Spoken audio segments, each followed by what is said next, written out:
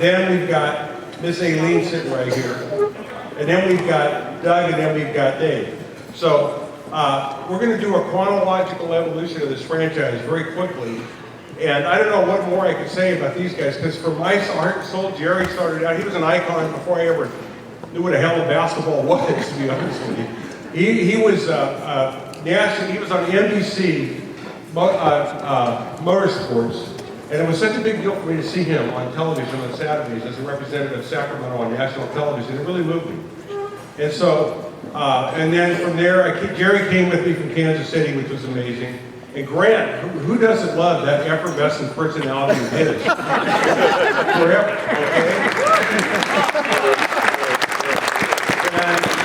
And this is the man who is the heart of the greatest show on court right here. And then we got the heart of the fans, who's probably the soul of the heart. And that would be Carmichael Dave, who did the national, he did the reverse of the Transcontinental Railroad. He did the Transcontinental trip to save the team. So there's just a few things I missed that I'd like to talk about real quick, and that is we have this kind of a special table sitting over here. The Small Heart Big Market video that we ran in the background started off with Kids for Kings, and we have a table here of the O'Brien and the Vector family, and the kids. So you guys all stand up. These are the kids that really got the ball rolling in the very beginning. And that was the 57 years ago, out there raising money to actually try and save the team for Sacramento. And then you have Dave with his $250 and so forth, and then Matt Graham with Jiffy Lube. And what can you say about the sequence of events that we've been through? It's unbelievable, isn't it? And the second thing, because this is going to take off, and I'm not going to be able to thank the people that helped tonight, which is amazing to me. But there's a gentleman from Crown Downtown that, and he is the best video guy, the best graphics guy, the best program guy, the best sign guy I've ever come across in my life. His name is Damon Ampanini, okay? Damon? And there was no money other than material spent to produce this event. This event was purely created out of the love of the people of Sacramento for this franchise, for this building, for this team, and with a little help here for the Sacramento County Historical Society, which is great, because this is really what this is about, is the history of this franchise. So now, buckle up, because I'm going to take you on a quick 94-year tour of this franchise. Seriously, it started in 1923 in Rochester, New York, and it was founded by a guy by the name of Lester Harrison. And so here we go. This is the journey that we're about to take, which is what this thing's all about. So we started in Rochester. We're going to go through Cincinnati, Kansas City, Omaha, and Sacramento. And the Omaha connection is unbelievable to me, because that's where the Central Pacific Railroad was heading for when they left Sacramento, despite what history says about it coming this direction. It started in Sacramento and went east, trust me. So so we're starting out of Rochester. We have the Seagrams, believe it or not, and that was named after the distillery company. I mean that sincerely. The Whiskey Distillery Company, and that was the name of this franchise for over 21 years, all the way into World War II. And they started out in a parish church. So there's a gentleman by the name of Lester Harrison that started this franchise, and he owned that franchise for 32 years. And when he started, they played in the parish church hall. And when he ended, they were in the NBA, and they actually grew that franchise through 5 buildings in Rochester, which you're going to see here real quick. From the church hall, through the armory, through the Kids Civic Center, through the sports arena, and through the Rochester Community War Memorial. And in that building, they won the NBA title in 1951. And this is the team that did that on the right. And that was the only championship this franchise has ever had. Moving on to Cincinnati, that was unbelievable. The Cincinnati team had some of the best players, well, probably one of the best in the history of the league, Oscar Robertson. You've all heard of Oscar Robertson. And Oscar Robertson played in an amazingly interesting time in American culture, but I'm going to skip that story about 1961 and being black in America and going to a segregated country to play NBA basketball. The The other player was Jerry Lucas, and they had some great players on that team, but they were kind of like us. They got there close, but they could never get it over the goal line. They played in the Cincinnati Gardens. It's the only building they ever played in, and Oscar was there for virtually his whole career. He ended up 4 years in Milwaukee, and he lucked into walking into Lou Alcindor, and he got a ring. So God love him for that. On to Kansas City and Omaha, which is where I landed and started this thing, and that is believe it or not, the franchise in Kansas City was there for, I forgot the timeline, it was there for 13 years. And here we had Nate Archibald, and we had originally the Omaha facility in the upper right-hand corner at the Civic Center. And then there's Tampa Arena, which the roof caved in on and had a lot to do with the team leaving Kansas City, to be perfectly candid. It caved in about 3 years before I bought the franchise in 1983. And here, that brings us to us. And from this point on, it's mostly video, so you won't be hearing much of me. And after I'm done, we're going to Gerould, and I get to sit down over here. This will be fun. Turn it up a little, please. To approve the move of the Kansas City Kings to Sacramento for the 1985-86 season.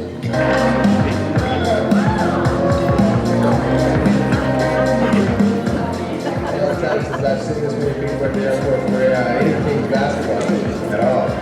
We're like little kids right now. All pretty happy that we were coming here to practice here, get to see the city, and get to meet the people. And, It's 85 degrees.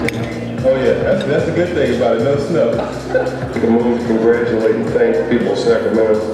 Their enthusiasm, faith, and support of our efforts played a significant role today in bringing Sacramento its first Major League franchise. The sense of excitement is something that none of us will ever forget that we're involved in it. People were so starved for a professional sports franchise in this city that they could call their own. But I remember the first time the Kings came out to Northern California, they were obviously going to play the Warriors, and they had a light practice session at American River College. And before they walked on the floor, you could not, they were packed to the rafters in that relatively small gym that probably seats 2,000 or maybe a little bit over. And the Kings walked out on the floor, standing ovation, everything the Kings did, stretching, getting ready for a practice session, it was just like bedlam. More about seeing it as an NBA player. I don't think that there has been anything like this in a very long time. There was more enthusiasm at that first practice session than they were used to in an entire season in Kansas City. There were some limousines, there were people in tuxedos, and it was the fact that people were wearing tuxedos to a sporting event. I mean, that was a statement all to itself. A lot of folks really got proud with this moment, our first professional franchise game in the city of Sacramento, that became a black tie affair for them. That night was beyond any expectation anybody had. We knew that something special had been created, and this was the genesis. And everybody was anxious to jump on this magic carpet and see where this ride was going to take us.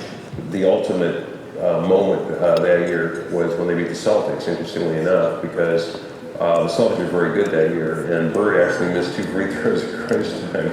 Larry Bird in that little arena, because I don't think he was like he was standing inside a jet engine, I think, and the noise volume was just, it was unbelievable. I don't think I've ever heard inside an arena louder than that moment when he was trying to sink those 2 free throws. It was pretty amazing to be there for that, and it really did take. It was a transitional time, but it's a time that brought an air of excitement to this city, and I've lived in Sacramento now for, getting close to 50 years. I've never seen anything quite like that.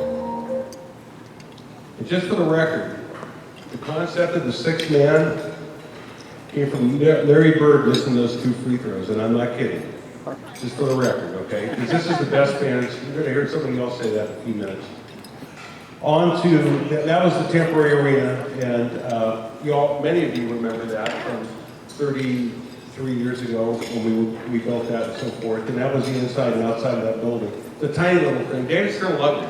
He really did. It actually had a huge impact on the league. And of course, Arco's sponsorship of that building was a little bit groundbreaking in the industry. And then we moved on to this building, and this is your moment, DP.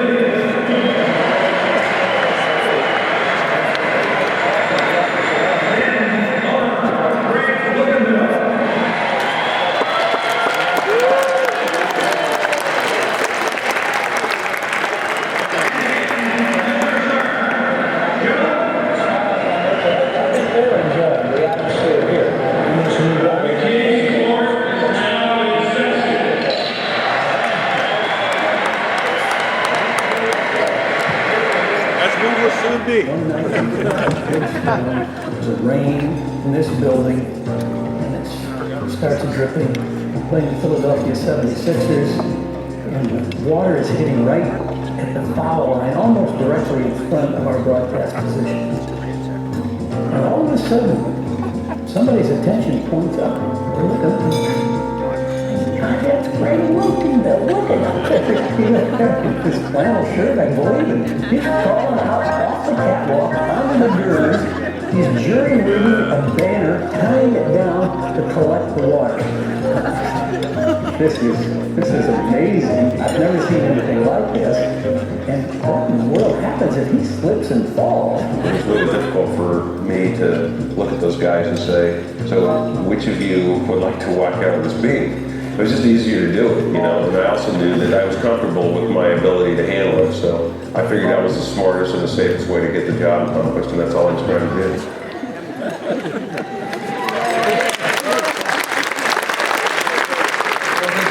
For that, it goes to my father, Frank Lukenbill, so I just had to say that. You just saw him go by there behind my shoulder in the Balcon Arco piece of the video. So moving on, and of course this is why we're all here. Past, present, and honestly with this franchise and this ownership, I believe our very near future. Because I really think these guys are focused on the right culture with this organization, which Doug Christie actually represents sitting here. So here we go.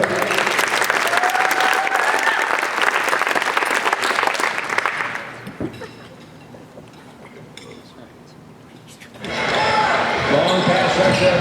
So we'll get it down the floor.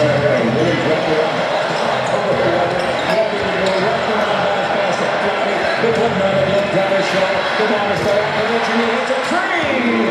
Oh, what a magnificent display of offense. A lot of razzle dazzle, I'll tell you that. Behind the back passes is nice to see. Jason Williams, bounce pass, Williams. Oh, my goodness. This is a clinic being put on here in passing the basketball. Just a clinic.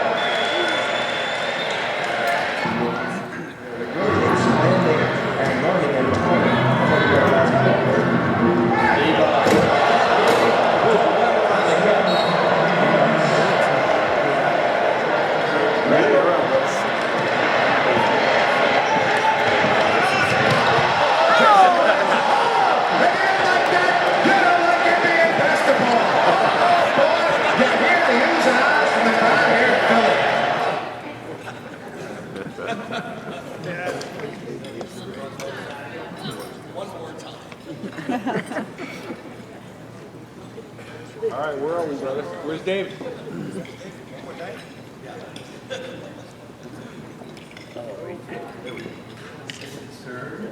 Hey, turn it on. Commissioner Emeritus, and it's my great pleasure to join you tonight through the wonder of an iPhone 7 Plus. Gregg Lukenbill has asked me to reminisce a bit for the Sacramento County Historical Society about my reactions to Sacramento and some of my recollections. For Arco Arena, which was a really unique and leading the way for us in terms of getting a naming rights sponsor. Greg was very imaginative that way. I remember being stuck in traffic on my way through the single lane to the opening night. And I said to the driver, I have to get there. When they're going to bang the gavel without me, that would be a terrible thing. So we pulled out. The next thing I know, a police car comes up with the siren flashing. And we explained ourselves. I said, okay, follow me. And the police car took us all the way in. So that was an auspicious review. And I must say that I was at the opening of Arco 2, and I was at the opening of the Golden One Center. So I'm one of a small group of people, along with some very, very great Sacramento fans who have been to the openings of all three buildings. That said, I always felt that Sacramento fans were the best and loudest and most devoted fans in the NBA. Oh, yeah. Consider whether to move the team or not. I was motivated by the precept that if fans support you well, you should give them the opportunity to keep their team.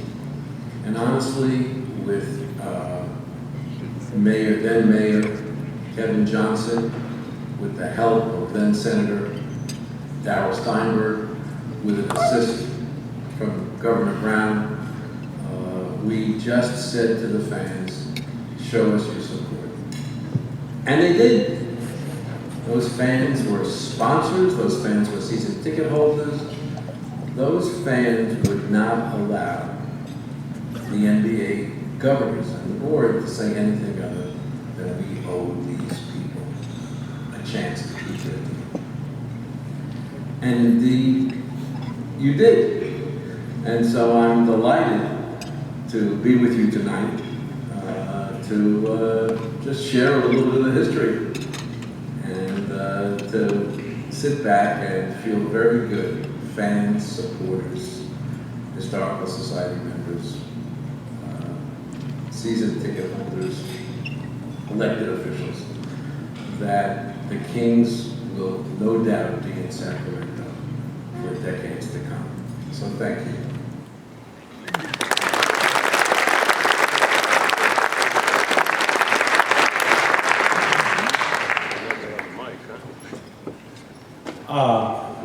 I agree with that.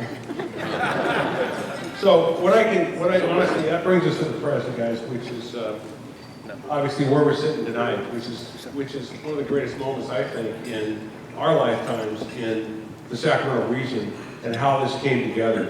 And I don't know how we can not bring attention to Kevin again for having the perseverance, just like our little Kids for Kings, to keep this together through thick and thin. And there's a lot of thin around this town. And so Kevin held it together to make it, to put a candle in the window. And the first guy that put a candle in the window for him, Mark Friedman. Mark Friedman gets together, and he says, David says to Kevin, he says to Mark, how about that? So says, I need some Sacramento ownership. And so Kevin comes to Mark Friedman and asks him if we could put a candle in the window in Sacramento to demonstrate that there's actually some money here that will support this thing. And they got together $40 million in a very short period of time because of Mark's leadership. And of course, a little insight from David Townsend. But Mark was a guy that led the business community back into this franchise in a big way. And that helped Kevin immensely and gave him some credibility. Gerould did a little magic with the CEQA Act to get this building a kind of a pass on the Environmental Quality Act. David, you can't give David enough credit. This is David's legacy in the NBA Hall of Fame, in my opinion, what he did for Sacramento. And I think there'll be a lot of people more qualified to talk about that than me, which is why we're here.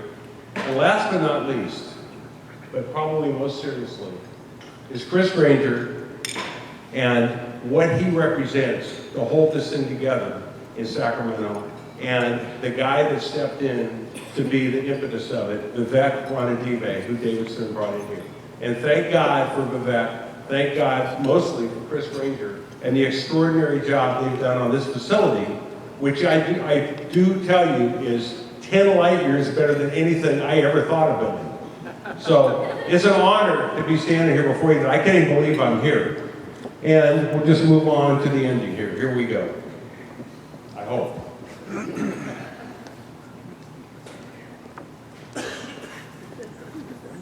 Run up to the cast. Here we go, one more time. Bring it into Rayleigh's Drugs, and we'll give you a free 6-pack of these color drugs. There's no limit, and any brand of color print film qualifies. Rayleigh's quality processing is by Technicolor, and the prints are on Kodak paper for a good grip. Fast service, too. So, bring your rolls or your disc to Rayleigh's for developing, and get a free 6-pack of beverages with every roll. All right. And now for the actual reason you all came to this event. Gary, you're up, brother. Well, thank you. I'm going to stay seated. This is going to be informal. It's kind of freewheeling and free-form. There are different areas that we want to explore and just chat a bit about tonight. May, on behalf of all of us here, thank you for your interest and for your support. And I hope that you've already found this evening an intriguing one as we kind of relive some of the history of this organization.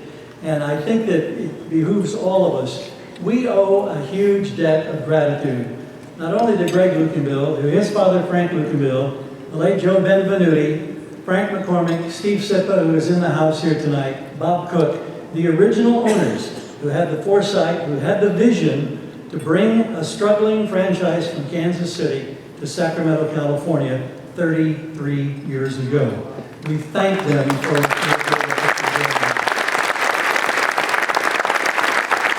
I mentioned that this is kind of a freewheeling, easygoing night, and I was intimidated because Greg said, I want you to kind of kick this off because you and Jerry have been here the longest.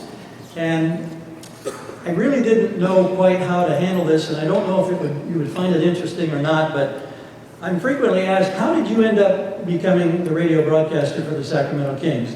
And I think it's kind of an intriguing story, and it goes back to January of 1985, when the Kings were toiling without a great deal of success in Kansas City, and Greg and Dutch Van Dusen and others were back there, you know, trying to keep that thing afloat and eyeing the future and wondering about a possible move to the West Coast.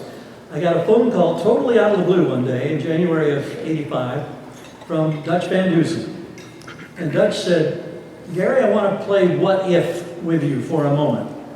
Sure, I'll play along. What do you got going? And he said, well, what if the Kansas City Kings were to move to Sacramento? Would you be interested in being the radio play-by-play voice of the Sacramento Kings? And I took a dramatic pause because I think, are you kidding me? Of course! Now, I'd have to have a little bit of latitude. I had responsibilities and things that I was doing with NBC television at that time. And he said, that won't be a problem. So 6 weeks or so goes by. I don't hear anymore. I don't know if this is just a pipe dream. I don't know what's going on. I get another phone call out of the blue. This time it's from a fellow by the name of Paul Aaron, who was the station manager at KFBK Radio. He said, Gary, 2 days from now, I'm flying to Kansas City to watch the Kings play, and I don't remember who they were playing. Would you like to go with me? And we'll get a chance to meet some of the people within the front office organization. I said, well, of course, you don't have to twist my arm. 2 days later, we're on a flight. We go to Kansas City. We go to Kemper Arena. I meet Joe Axelson. I meet Bob Whitsitt. I meet Kevin Harlan, who was the radio play-by-play voice at that time for the Kansas City Kings, and who's gone on to do marvelous things, of course, with TNT and CBS and others. And it was a really intriguing night, and I'm thinking, you know, there must be something to what's going on here. And I'm still out here in left field. I don't have a clue as to what's really happening in terms of the Kings actually coming to Sacramento. Fast forward another few weeks, Kings are going to be coming out to play the Warriors, the Lakers, the Clippers. They're going to have a stopover at American River College. We saw the video a bit earlier. And to my everlasting amazement, that was one of the most memorable moments in realizing that, yes, this is going to become reality.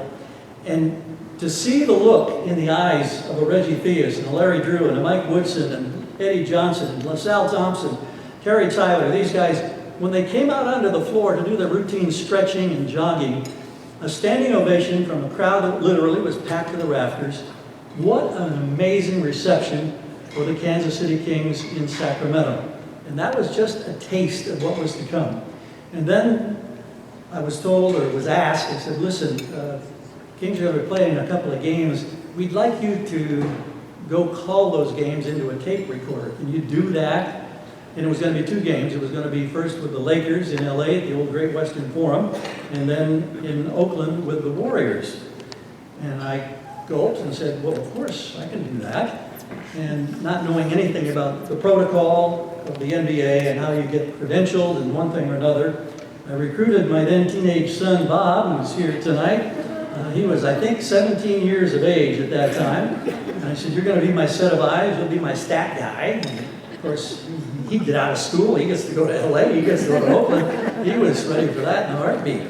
So we go down to LA, Great Western Forum, up there in the boondocks, way up above the floor. Chick Hearn always loved the iconic voice for, what, 35 years or more than that before he passed with the Lakers. He did 3,500 ball games without missing one. He liked to be up off the floor. The bird's eye view is how Chick always used to call it. And we sat up there, Bob and I, and trying to look down there 1,000 miles away or so it seemed, and call this ball game. Flew in with the team the next day and up to Oakland. Did the same with the Warriors, a little closer to the floor for that one. And as it turns out, I didn't know exactly who I was doing this for or anything else, but it turned out it was Joe Axelson, the general manager of the Kings, and when the relocation time came and he made the drive to relocate from Kansas City to Sacramento, he listened to those tapes while he was driving cross country. And I'll never forget, a few weeks after he was in Sacramento, he took me aside one day and he said, kid, you were a hell of a lot better than you had any right to be. I said, if you only knew. It had been 15 years since I'd done basketball, and I was obviously elated to have that chance and that opportunity. So that's how that business came about. And then, of course, the actual move of the Kings to Sacramento, the reception, the parade, and Old Sac, one thing or another. And I'm just going to turn this over to my colleague and my man Jerry, who's done everything from being head coach, player personnel, leading the Monarchs as their general manager to their great championship here in Sacramento. He's done everything for the Kings organization very well. Well, of course, most of you realize is due to the fact I am a sex symbol. Just transitioned into my broadcasting opportunities. Well, some of you are laughing. I think I'm a pretty man. But anyway, yeah, you know, just my background obviously a little different. You know, I've been a college division coach for a number of years, and actually back then I was actually smart.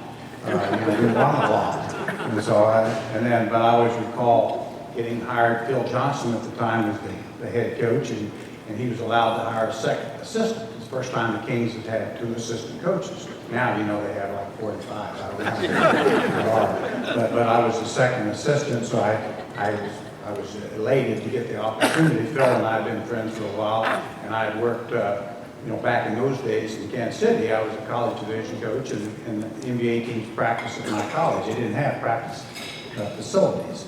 And so I got to know Phil over the years, and so he'd always said, if I can hire a second coach, I'll hire you. And so that's what happened. And then to speed it up, obviously we come to Sacramento and playing in the little building. I'll always remember several of those things. The fact is, I think Greg pointed out that the game where Larry Bird missed 2 free throws, and I said that's the deal. That was a good deal for me because he had to buy me beer all night that night. That was the last time he had to. I just kind of worked the other way after that for the most part. But you know, it's just such an exciting time for me just to be associated with the team, and the team made the playoffs that year. I think a lot of people forgot that. The very first year really had a run at the end of the year, played the Houston Rockets with the Twin Towers, and they beat us in 3 straight. It was only a best of 3. Best of 5, excuse me. Yeah, beat us 3 straight. So that was that. I always recall a couple other, you know, things that really of kind of interest to me. And again, Greg pointed out the rain game. Well, see, I had a little different perspective of that. I was a head coach at that time, and we were beating the crap out of Philly. And this was actually, I think, late in the 3rd quarter. They played in LA the night before, and Charles Barkley was out of shape. And so he was tired. We were going to win. I mean, we were going to beat him. But the rain came, and so Big Charles sitting there, he was resting. You know, he got about a half-hour rest. If you'd done work a little faster, Greg, and we could have won the game together. Take a couple chances up there, big boy. But anyway, so Charles sitting there getting rest, and you know, and then he just came out and just kicked our butts, you know. I mean, it's like, you know, so that's my memory of that game, a little different. You know, had a little different view of some of those, and so you know, and just through the years, you know, obviously. I didn't do that. I was waiting for a lot of things. But, people always ask me how I got in TV and different things. And I said, well, really, it was kind of a Jim Thomas at that time, the owner at that time. It was really a pretty simple decision. I think he didn't really want to pay anybody else. And I was under contract. And so, you know, basically had me run the Monarchs and do TV and do director of other personnel, all this. And so, you know, and I told him I didn't really want to do one of the two, and he kind of explained it to me a way I'd understand. And so I said, oh, I'll be happy to. You can add another job if you want to. But so that's how it got started, and you know, obviously for a while I did several jobs at the same time, and then obviously I worked with TV with Gary for a little while. I recall, and that was, you know, really tough on Gary because I didn't know what I was doing. You know, they'd be talking in the headset and I'd be talking back to them. You know, but then Grant and I got to work together for a lot of years, and I think we do have a good time. You know, I mean, we're obviously very different people. You know, he's New York, I'm Indiana, and you know, Grant's going 100 miles an hour, and I'm saying, yeah, we'll get there. We'll get there. It'll be all right.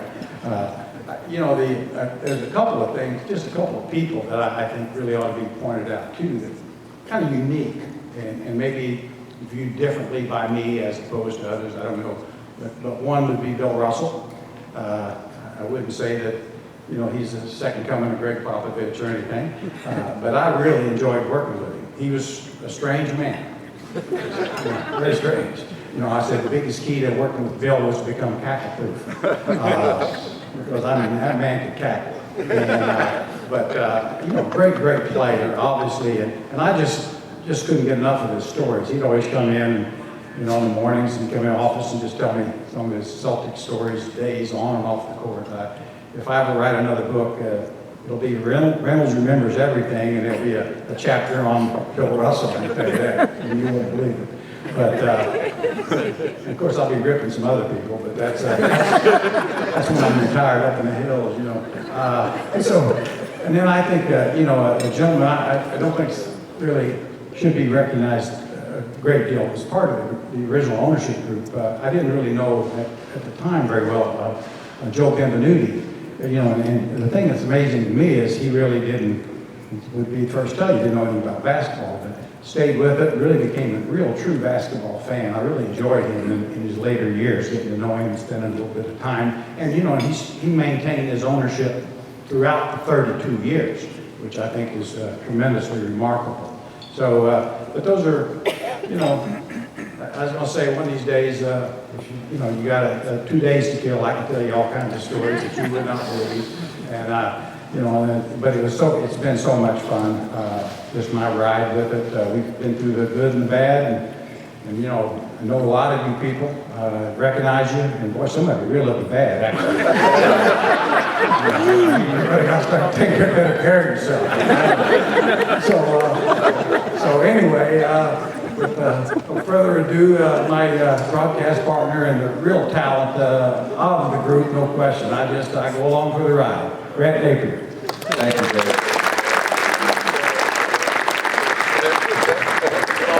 You know, I say this because I think that everyone in this room understands why we're here and why we are in this incredible, iconic arena.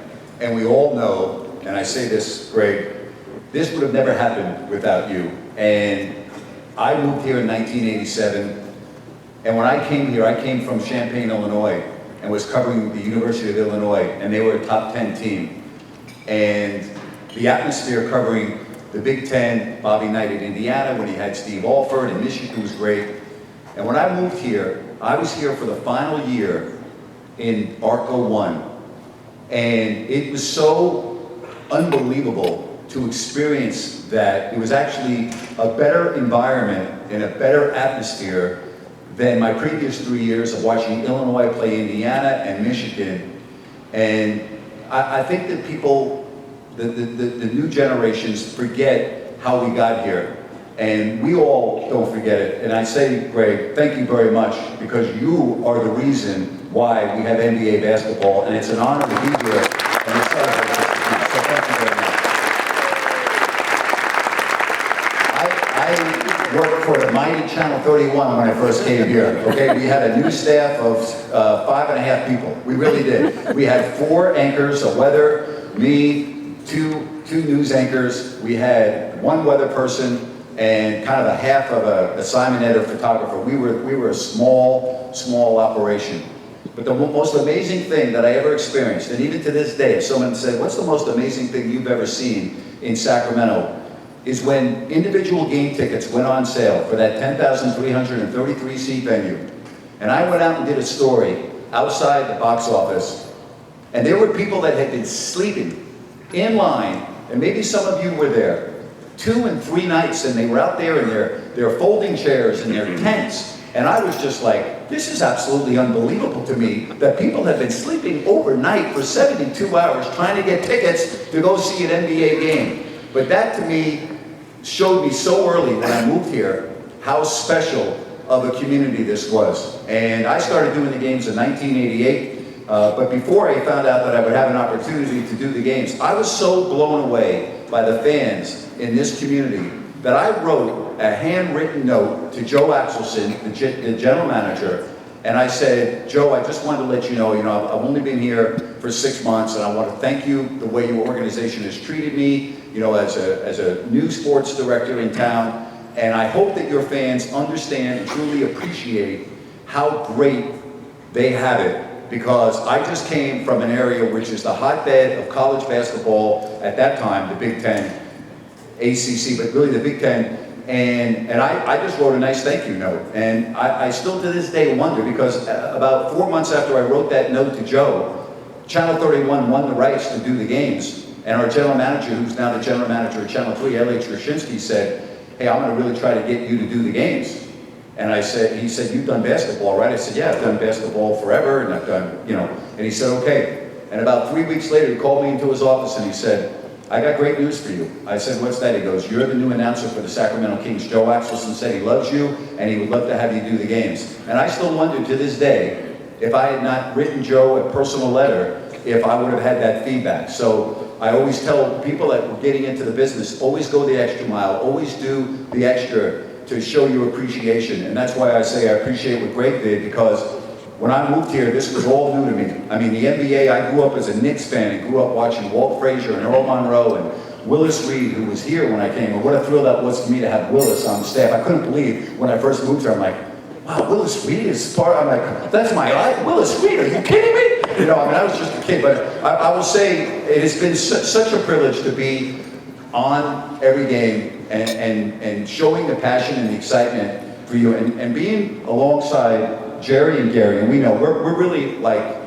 an extended family. I've spent more time with these two guys than I have with my own family and my own kids. And that's the truth, because we share so many things on the road. And it has been an incredible journey as I get ready to start my 30th year. But I will just end this by saying, working with Jerry Reynolds, there's just no person that I've ever met in my life that can put things into perspective like Jerry. And it was a couple of years ago, and it's the final week of the season, and we're sitting on the bench about 30 minutes before the game in San Antonio, and we start reflecting back on the season.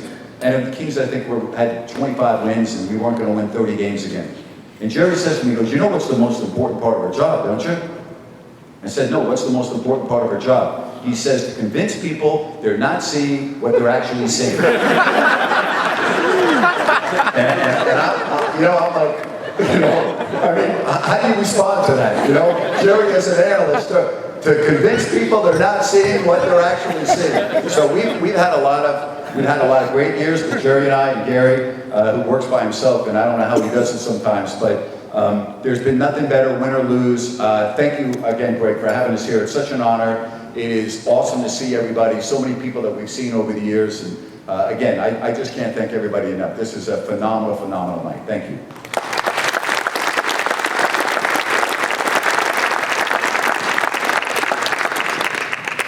So who's going to be next? Ailene?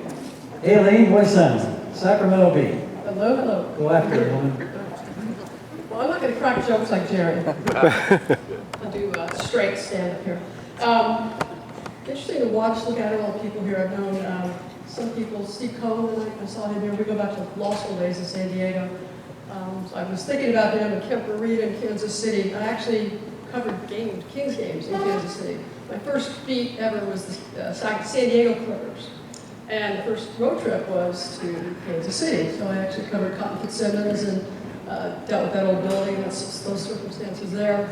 And I remember covering the San Diego Clippers, my friend Joe Hamlin, who was the columnist up here, who moved up here in Sacramento. And he was a big NBA fan. And he used to call me, and we'd get together, I'd come visit. And he used to tell me that Sacramento was going to get an NBA franchise. And I said, you're out of your mind. I said, you're kidding me. He said, no way. They're putting a team in Sacramento.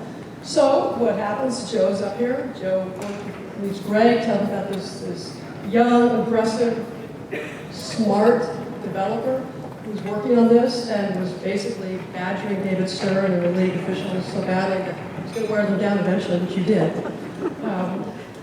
So Gregg buys the team and moves them here, and years go by, and San Diego Clippers leave, because we know they relocated to Los Angeles. I relocated to Los Angeles to torment Donald Sterling as much as I could, and moved over to do some Lakers, and wound up moving to Atlanta. And back in my mind, I always thought, I used to come through Sacramento, I did a Bobby Hurley story. As the city grew, just drive around downtown, and just thought, this is a really, really cool city, and I could see myself living here someday, never thinking that would ever materialize. Years go by, and after the Olympics in Atlanta, I decided it was time to come back to California, so I started looking around. And Sacramento, there was a possibility to come out here and whatnot. And I called, I'd stayed in touch with David Stern and Russ Granick, all the league office, the officials, the lawyers, mainly because when the San Diego Clippers relocated, there were lawsuits, trust suits, and I handled a lot of that, covered it exhaustively. So I got to know David and Russ and people back there very well. And so when I decided I was going to move here, take the job, I knew that the year before, Jim Thomas had gotten a loan from the city council. And so it wasn't the most stable of situations, obviously. And I wanted to come back. So I called David Stern just to say, kind of pick his brain about what is the situation here, what's the reality? Is the team going to stay? Is it going to go? What do you think? And he basically said, there's no guarantees. He said, I'll tell you right now, you go out there. He said that they're going to need a new building for that team sometime in the not too distant future was how he phrased it. He said it's just not viable, financially viable to stay in that small building given the way the league was going. You're getting arenas, suites, and luxury boxes are becoming really critical to sustain franchises. So I took the job anyway. I came out here, and Jim Thomas sold the team to the Maloofs. Things seemed to be pretty stable. The Maloofs knew, David warned them that, you buy the team, at some point you're going to put together the theater of the city and build a new arena. So they were aware of this. from day one. And he actually, when he selected them to become the owners, part of it was he thought this young group from Albuquerque, New Mexico, they'll be able to work with us. They care about their city, and so we know how that came down. So the next several years were just very, very interesting. Actually, the highs and lows. I was just looking at Jerry and Grant in here. I mean, that image of the two of them crying on TV that night when everybody thought the team was going to Anaheim, and it just burned in your memory. I mean, everybody was just devastated. Even Phil Jackson was standing there at the end of the game. And you just kind of walk out of the court and kind of look up at the crowd and you smile as if to say, you know, even Phil Jackson, who's arch enemy, was going to really appreciate what Sacramento was and the fans and what was going on in the community. So, like everybody else, you go through the ups and downs of the different arena incarnations. I mean, there was this site was one of the original ones proposed. I remember Steve Cohn actually not liking that idea too well at first. Am I right on that one? Then there was the rail yards. Then there was Cal Expo, rail yards revisited. I'm sure the Natoma site was looked at a number of times. The redo of the Natoma site was looked at a number of times.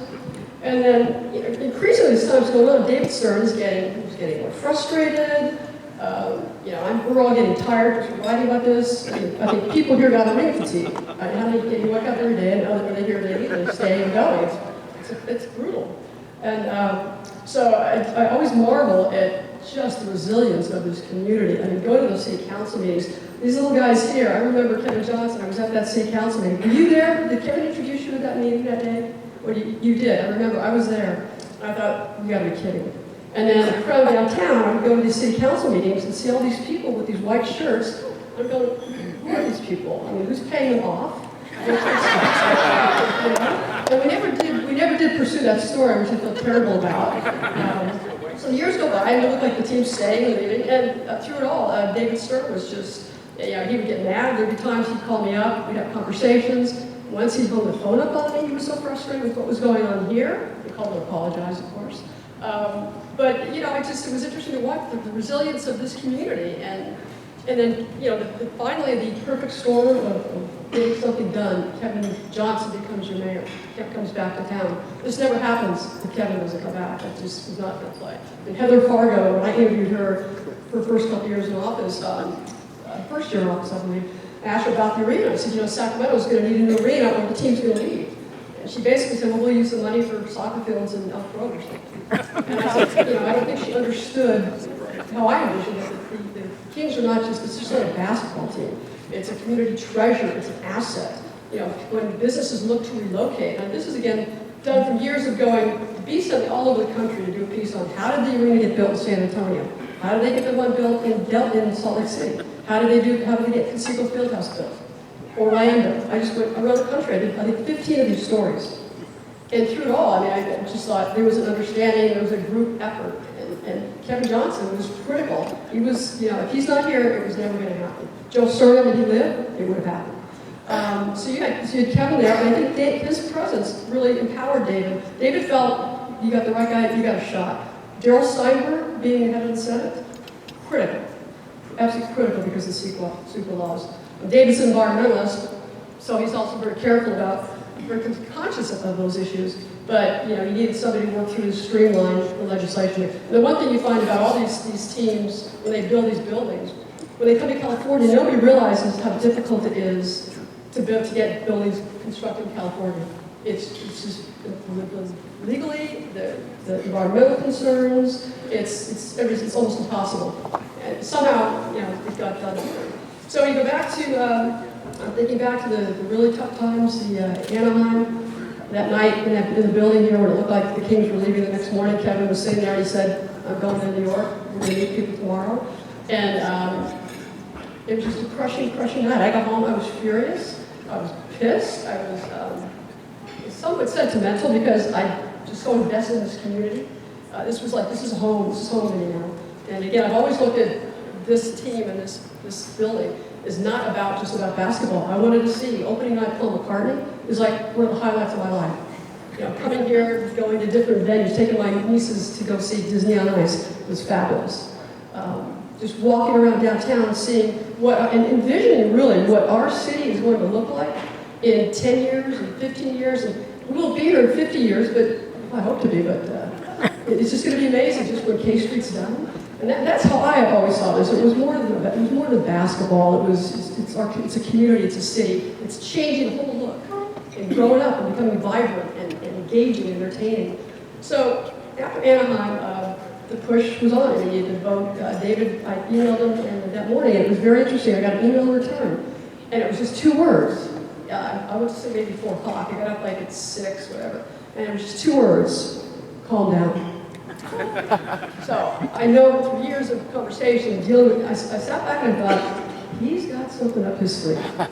And I just like got in the shower and I just was totally invigorated, go, what's going on here? And then find out Kevin was back there, he gave his presentation. Every owner had a copy of the game from the night before of the scene with Grant and Jerry underneath their door, at their door. When they woke up to a copy of that, maybe a CD, I believe it was. The meeting goes down, and David had enough cover with Kevin Johnson to put some pressure, and also the Moose deal with Anaheim was not finalized. It wasn't even close to being ready. So there were a number of factors working in Sacramento's favor. Come back to Sacramento. At this point, this is where Chris Granger, I don't even know if he's still here, comes in the team vote. David Stern, again, this is commitment to this franchise in this city. David Stern knew people, King's employees, by the way, were fleeing, like, because they saw a sinking ship here. So they were taking jobs everywhere. There was almost nobody left in marketing. Ticket sales department was devastated because everybody's looking for jobs. So David Stern took what they call TIMBO, his marketing arm, sometimes it could be as many as 15 or 20 of them, and he sent several of them out to Sacramento the day after that meeting. And they're in the office, they're creating tickets, they're getting online, they're contacting people, they're putting marketing deals together. And several of them, they were here. Chris Granger would come and go, would spend weeks to get this thing going, started hiring people. So you didn't have, so David, so here you have no Anaheim, so King's here, but now what, right? So that was when the idea of the big meeting in Orlando, and the idea was to put a building here in this area, and the Moose were going to agree, they signed off on it, and they were going to contribute their share, I don't remember at the time what it was, and that fell apart. The Moose agreed to it in Orlando, we come back, they start looking at the deal more closely, and they bailed, they pulled out of the deal, as we all know. Well, David Stern, there's a point where I thought, he's going to walk away. I really thought that was the moment, because it's like, where do you go from here? Where do you go from here? And then, Kevin Johnson, again, his persistence was there, and David's stubbornness, I mean, I can just envision him, taking a few days to cool down, because as everybody knows, he's got a vicious temper, collected himself, and came back and started making calls. He told Kevin what to do, how to do this. He needed owners, he needed local investment. So it's just such an interesting thing to see right here from day one. Mark Friedman is such a critical part of this, being the local presence with the deep pockets. You had to have that person. You had all the people, the little minions they call them, contribute their $1 million to do this. And then you had what David did. David put so Vivek, he knew Vivek Lukenbill was chomping at the bit with the Warriors. That he was, the Warriors would never be the Warriors if Vivek hadn't contributed to their. So they were sold, and they were Larry Ellison, who thought was going to buy the Warriors 2 years prior to this. And the league didn't want any part of Larry Ellison. They dealt with him before, just like they didn't want any part of Steve Ballmer, by the way, initially, until they came up with the big money.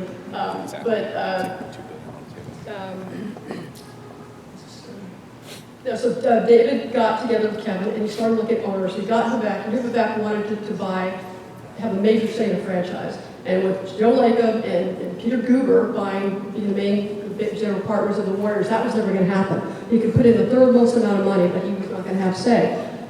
Vivek has a big ego, I guess we could say. Wants to be involved. David knew this, reached out to him and said, what about Sacramento? Vivek was interested. David he's got a place in Aspen.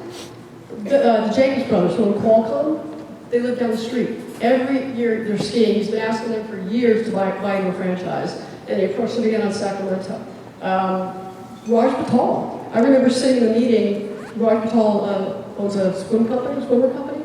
I remember the meeting in Dallas, which was really the end of all this, was the game. It was 4 years ago yesterday.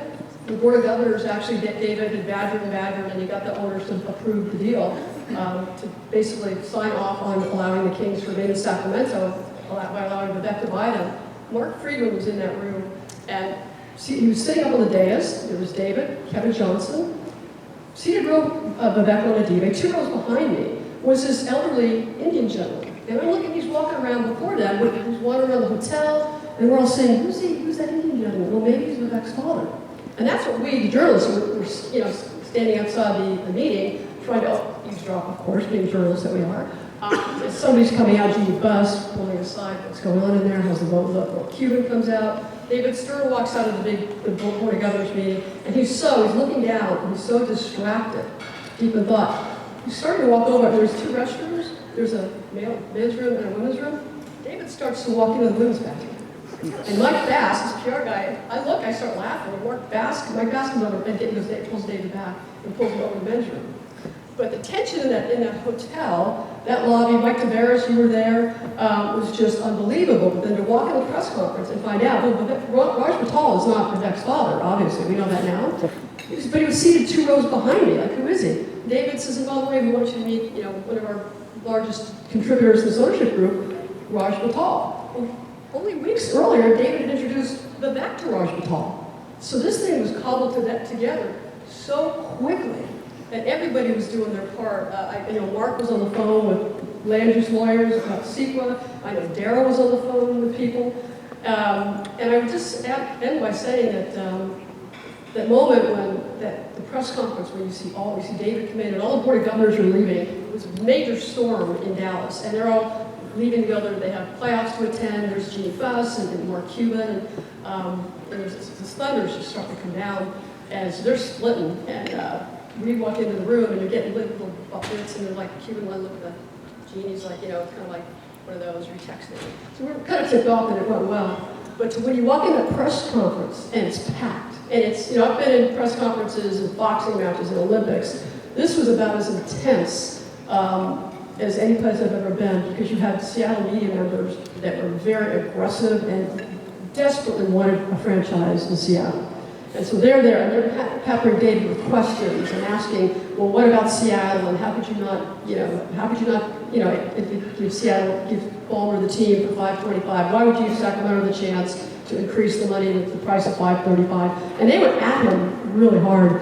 And this is the first time I was just thinking, David was not a young man. I believe he was like 72, so he's about 75 now. But he was, there was a point I thought he was hyperventilating. He was so stressed. And I remember looking at Mark up there, and just the tension and the emotion in that room. And I looked at Mark, and God, Mark I remember you tearing up.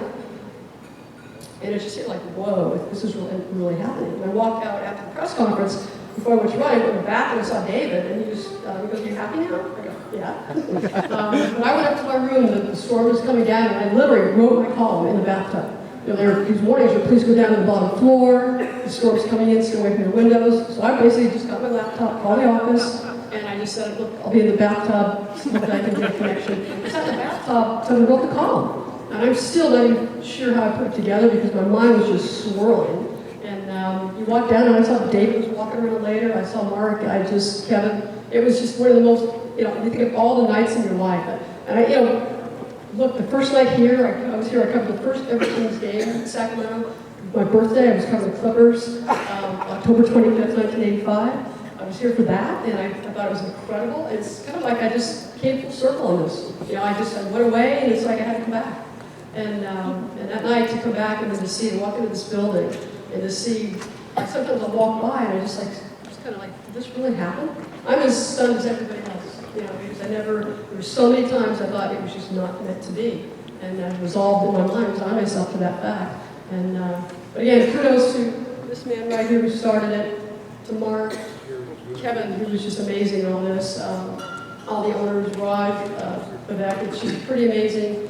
And Chris Granger to get together and do this. And, I want to see basketball like we saw with these guys again. And I think that day is going to come again. But if it wasn't for those people, this wouldn't be here. Our city wouldn't be looking. I mean, again, look at our city. And it's just amazing. And it's just, I really do think that Sacramento, we're not going to have to, listen to the jokes anymore. Cowbells, I love the cowbells, but it's not a cowtown. Let's get that straight.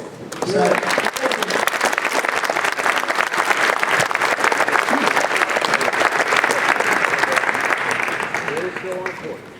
All right. Hi, everybody. I'm going to be quick. Ailene took all my stuff. I had notes. I'll just say this because I'm up here with just pros. I mean, seriously, and people I grew up idolizing. You know, from Grant and Jerry and Gary, we both have amazing hair.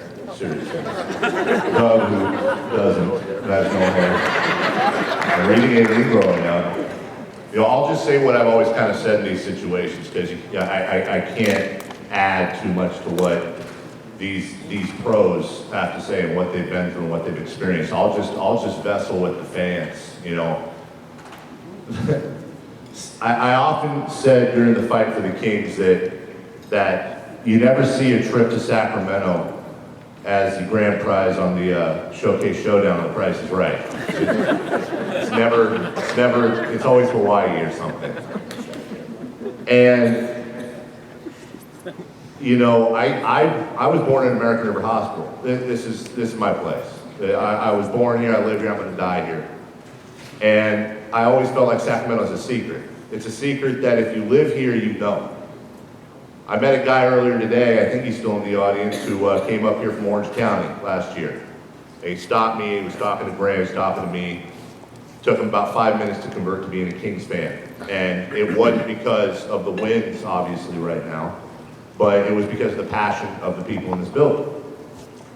And all you need to know how great the secret of Sacramento is look at Doug to my right, another guy that, you know, greatest show on court. Come on, Doug Christie, Jason, Mike Bibby, Vlade. Look at all these guys that are still here.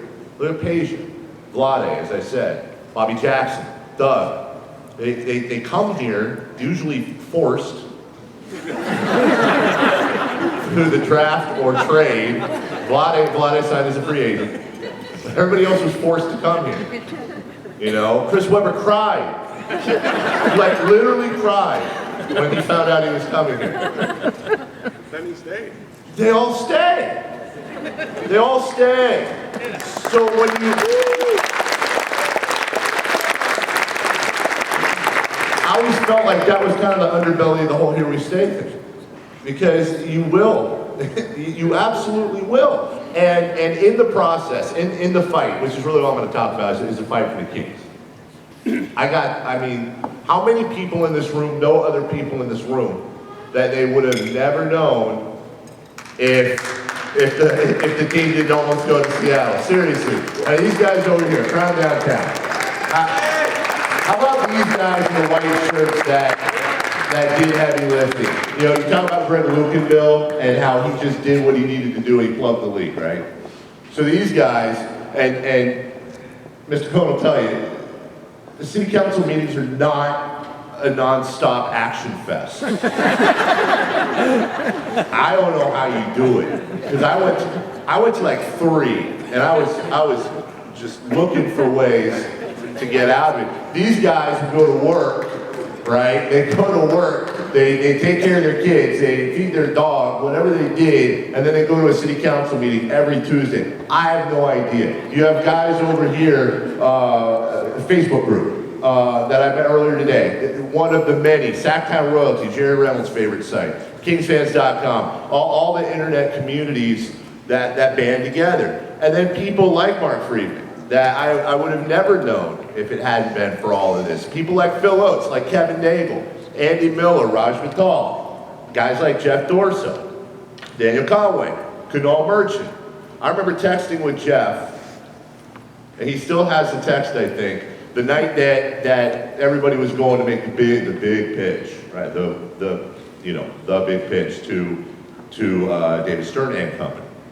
And it was long, and again, I said I'd be quick, and I already lied. I remember saying, you guys, it's like 2 a.m., you're on your way out there.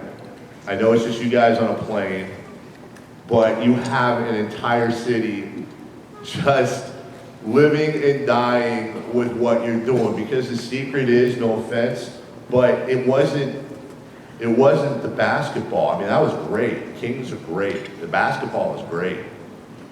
But what was it, guys? It was bigger than was always bigger than basketball. It was about the secret of Sacramento. In order to get people to experience that secret, you had to have draws. And the state capitol is cool, but it can't dunk. If the Kings had left, it would have taken the heart and soul out of this community, and they didn't. And Ailene talked about how other arenas are built, and we've had other relocation issues before. Nothing comes close to what everybody went through here. And whether you were a gigantic part of it, whether you plunked down, a little bit of money, like a couple $1 billion. Or, you were yammering about it on the radio, or whatever your role was. There are so many people in this room right now, when you bring everything forward, from Gregg Lukenbill and Mr. Benvenuti and Mr. Cook, to now, when you bring it forward, it's the relationships, it's the common bond, it's that binding, as Seattle like to say, the binding nature of sports. So when I walk into a bar and I see a guy in a Kings jersey, and I'm in a Kings jersey, we're instant friends. And that's part of that secret of Sacramento. So for me, again, as a kid born at American River Hospital, that went to Mission Avenue Elementary, that went to Winston Churchill, Rio Americano, by way of Mariloma, but that was grades. I grew up idolizing all the guys and girls at this table. I have grown to idolize people I'm looking at out here that stepped up, and people over there that stepped up, whether you are somebody with a gigantic wallet, or a smooth voice, or that plugs leaks and ceilings, or that goes to city council meetings. It's all a part of that pie. It's all part of that perfect storm. And when you have the C-3PO of politicians and Kevin Johnson, a guy who can speak the language of the NBA, the language of Sacramento, when you have somebody how lucky was that? Who else could have done that but Kevin Johnson and the council that was put together? It was a perfect storm. It was meant to be. And I just want to say, for my part, that every time I walk into something and I see these faces, I see these people, it's so humbling. It is so humbling, and I hope everybody years later, 4 years, 5 years later, is still so damn proud of what we did to defy the odds, to defy Steve Ballmer and Microsoft and Nordstrom's and all the people that said we had no chance because we're a cow town and nobody cares. Well, like Phil Oates said, it's ours. You're not going to take it from us, and you did. So congratulations to all of you, and thank you, Mr. Lukenbill.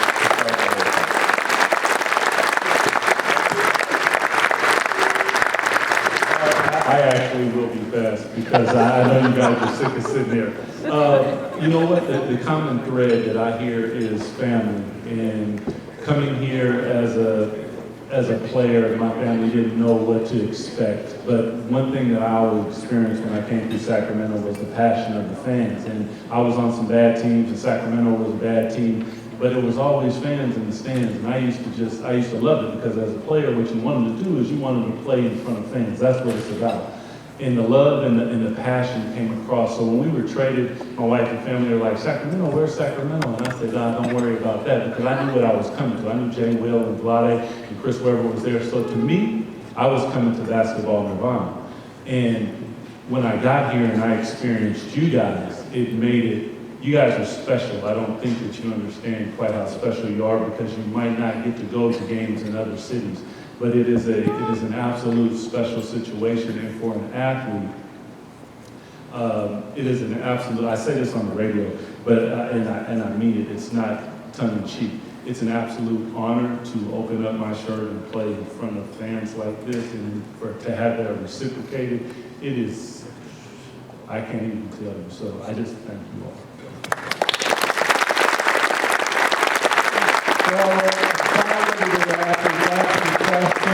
And I'm going to turn it back over to Greg to close the night. But the Sacramento County Historical Society has got a couple gifts for you. On the way out, black table right in the middle, we've got a mouse pad with all the logos of the Kings over the years, including the one we fought to save. And we also have a glass jar that you can put a business card in. and that will give you a chance to win the free membership from Cal Family Fitness, and it's a great night. Thanks a lot for coming here, Greg.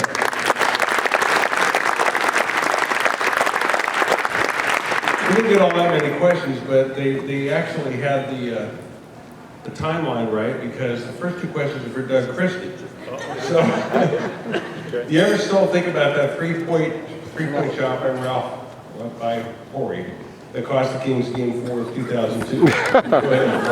No. We do have kids here, so we got to keep this PG. One of the things, as when I said that you guys are special, the thing that probably stays with me the most is that we didn't get to have a parade. And that's why I know that we are in good hands when we have Lottie, because he's going to pour his heart and soul and try to make that happen. So, hell yes, I still think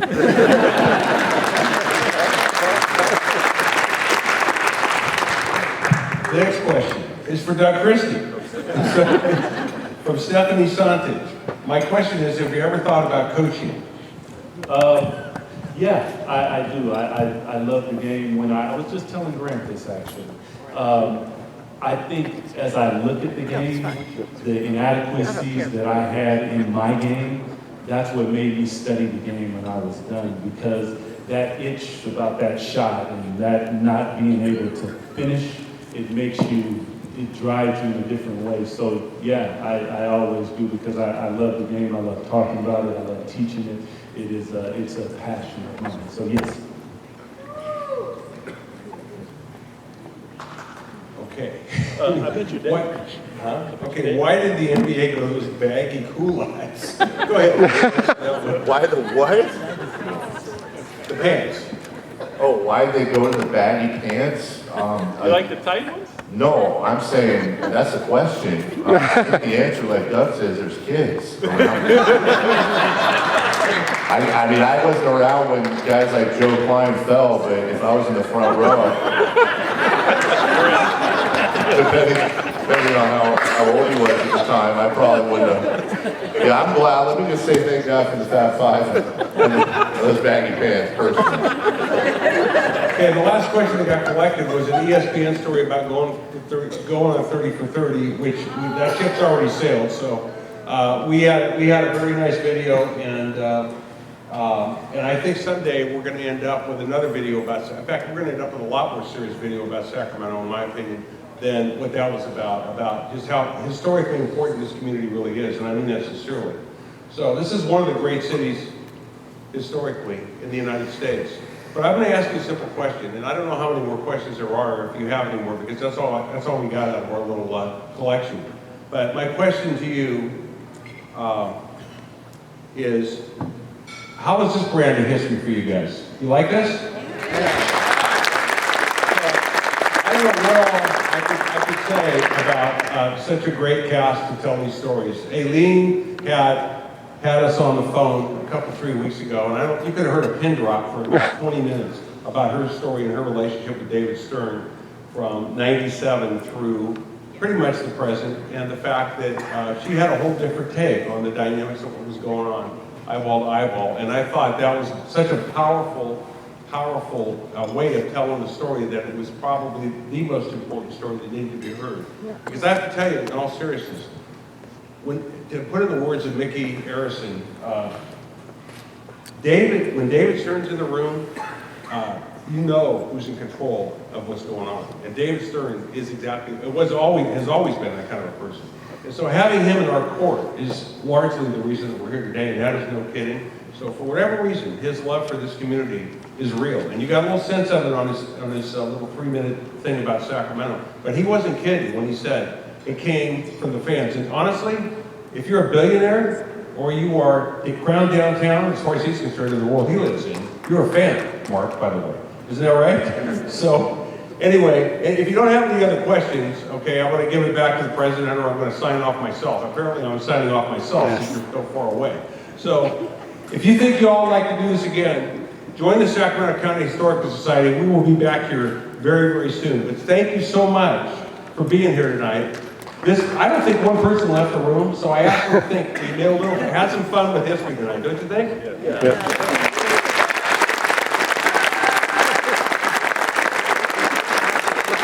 I'm just going to wrap this. Here's how I'm going to wrap this up, okay? I'm going to tell you that there's an extraordinary guy that put all this video together for me, which is the craziest combination of video you ever saw. His name is Chris Shannon. I don't know where the heck, is he here? Where'd he go? And Chris is a Sac State professor and lecturer over there at the university on Parks and Recreation Administrative Management. And he worked his butt off with me over the last couple weeks to string that video together. Damon, I can't say enough anymore about Damon. How do you like the scoreboard? And then I will tell you there's one interesting table over here that's absolutely fascinating, and Isla unfortunately already left, I see. There's a table here, one table that had more to do with us being here than any other, because I had the joy of building 2 arenas in 3 years here in Sacramento. But you got to remember, the team did not come to the city, it came to the county. And so, good Lord, oh, Sandy, there you were. So Sandy Smoley and Isla Collin were 2 critical votes for me in 1985 to get the rights to build a warehouse into a temporary arena that's now a state office building. Think about how nuts that was. So, and that's what it took to get the team here in Sacramento County. And the very last thing I want to say is the committee that put this together was extraordinary. And I talked to you about Damon, Chris Shannon, the video production. There's a number of other people. Mike Tavares was involved, Joe Guarini, Justin Marshall, Pat Curtis, Greg Bell from the Historical Society were extraordinary in putting this on. And Greg, you're up, brother, if you want to sign this off. You guys have been great. Thank you so much for being here. And don't forget to get the free gift out there. We've got you in the light here all the way up. It's pretty cool. And good Lord, I can't believe you're all still here. Thank you so much. History can be fun. And I have to tell you that I was not the longest-winded guy in the room tonight. Yes, you were.